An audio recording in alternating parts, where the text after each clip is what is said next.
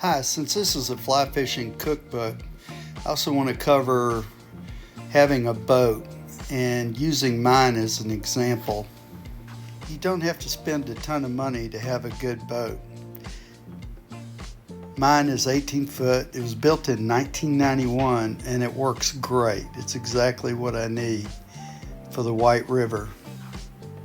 For safety's sake, the engine is critical that it has plenty of power, and it's also extremely reliable and can start fast to get you out of tough situations.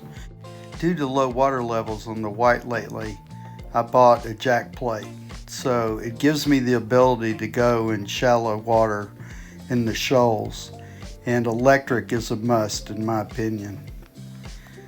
Again, because of low water levels, I ended up adding oars, and I'm really glad I did. It really opened up a whole new level of fishing opportunities and gives me the ability to fish fast water safely and easily. When the water is slower, I use my electronic anchor winch, and I have a remote switch which makes it easy to lower and raise the winch from the back of the boat. Finally, I use my depth finder in shallow water and navigating areas of shallow water and shoals. So there you go. There's some things to consider if you're looking forward to buying a fly fishing or drift boat to go on the White River system. Good luck.